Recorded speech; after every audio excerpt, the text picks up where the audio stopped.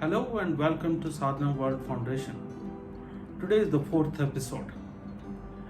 You know, we at Sadhana World Foundation care about crafting lives.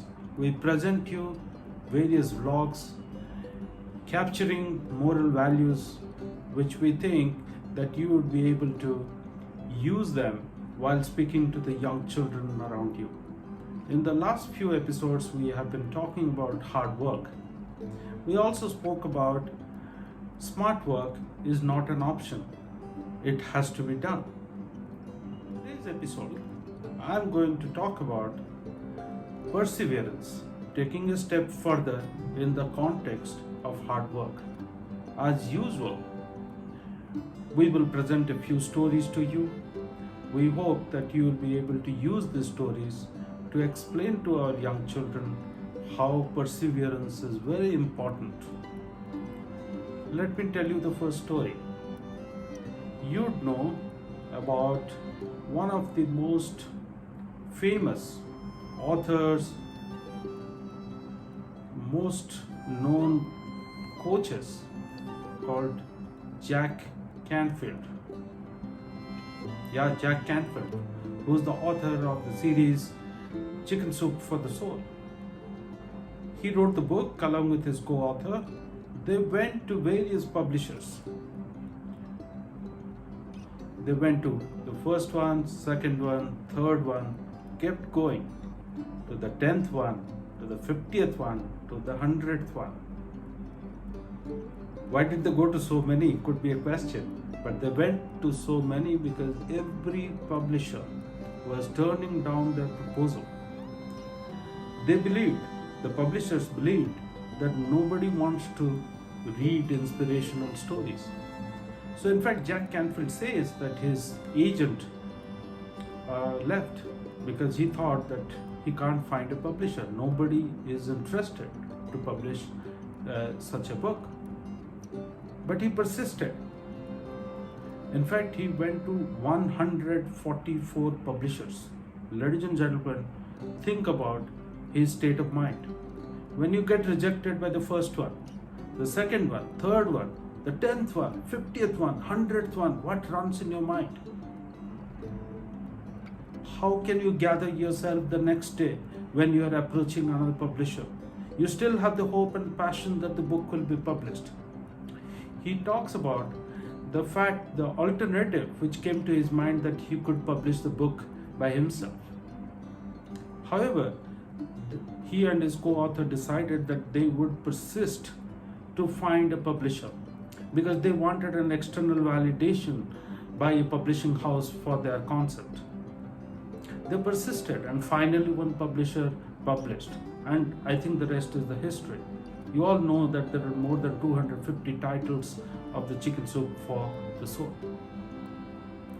So what does this story tell us? It's a fact, it's not a story. It's a fact.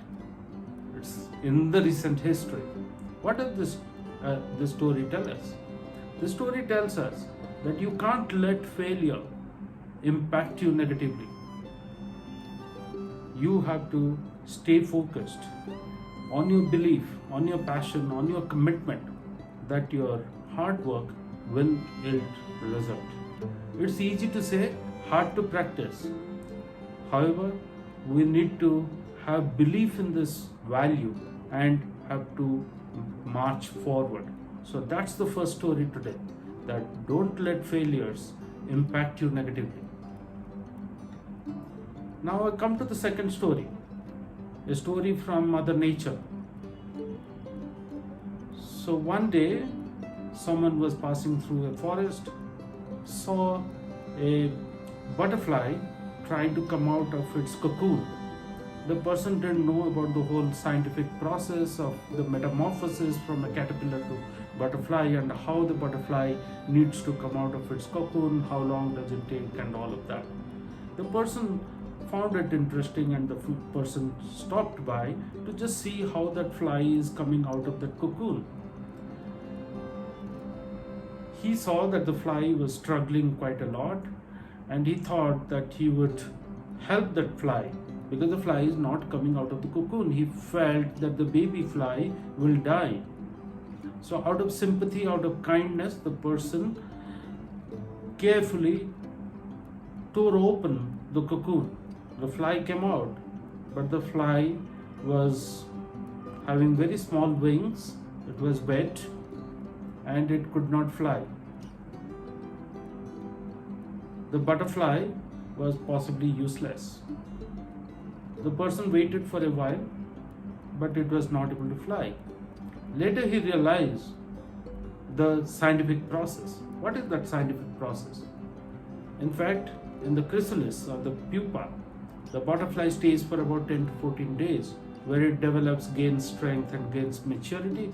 And in the last few hours of getting out of that cocoon, the butterfly struggles a lot. And through that struggle, the butterfly develops more and more strength. As it comes out into the world, of course it has its wings, it is wet, it further pushes the juice from under its abdomen to its wings, wings dry up, the wings become fuller, the wings in a sense flower forth, the wings take shape and it starts flying. So what does this phenomenon of nature tells us? It tells us that struggle is an important part of the life journey of a butterfly. Possibly through this process, we are being told by Mother Nature that if you need to be successful, if you need to be a beautiful creature like a butterfly, you need to achieve something, you need to contribute something as beautiful as a butterfly, you need to have your own struggles. As parents, as teachers, as influencers, we need to reflect, are we letting our young children struggle in their lives? More and more in today's time, when the families are nuclear, the families have just 1 or 2 kids, the parents are overprotective, isn't it? The teachers are overprotective. Where do we let our children struggle? You may or may not agree with my view that struggle is an important part of life journey. However, I would request you to think about it. Think about the life story of many successful people, great men and women of our times, and see if they struggled, and figure out whether the struggles helped them or not. So the first story was about not letting failures impact us. The second story is about staying with the struggles, making sure that the struggles are part of our life, and through that struggle we become strong. And thirdly, another story. It's from the Mahabharata. Yeah, Mahabharata. You know about Bhagavad Gita, which encapsulates the teachings of leading life from Sri Krishna to Arjuna in the battlefield of Mahabharata. The war got over, the Pandavas established their kingdom, and on one evening, Arjuna told Sri Krishna that, would you be able to re-describe Bhagavad Gita? Whatever you told me in the battlefield that was so interesting, can you re-describe it?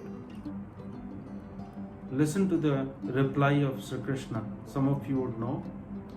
Listen to this intense and deep reply.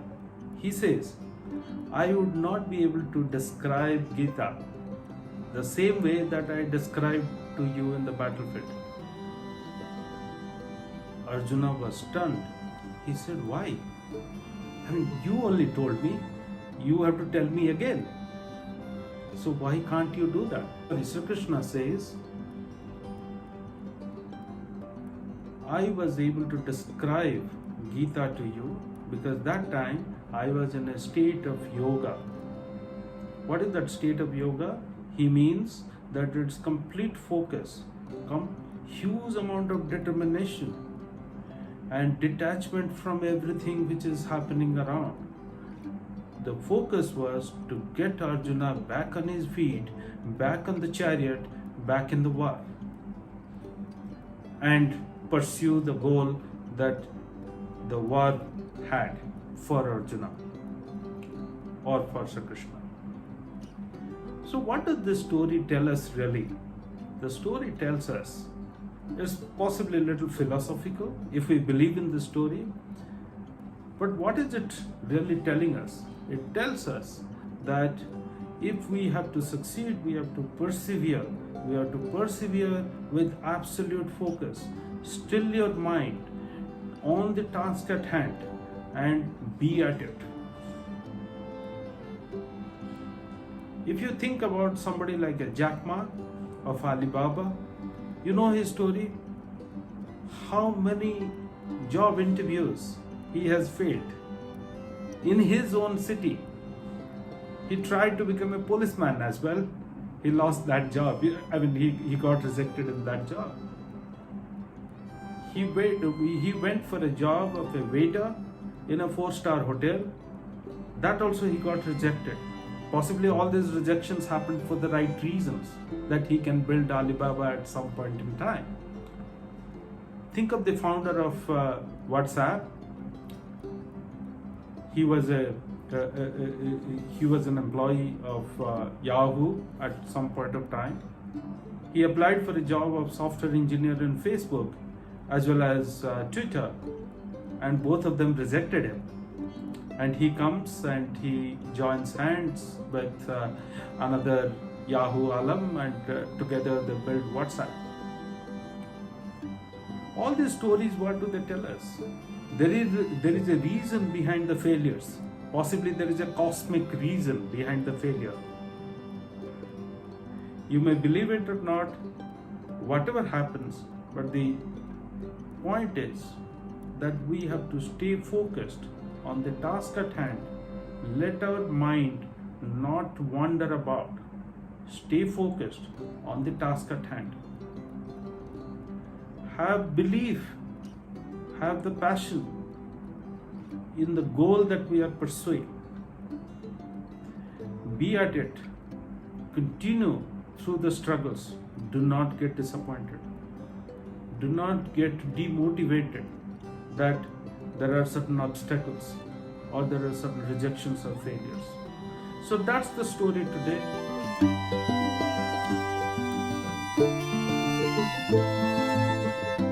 That you like this episode, you get the message. I hope that you carry these stories to the young children around you.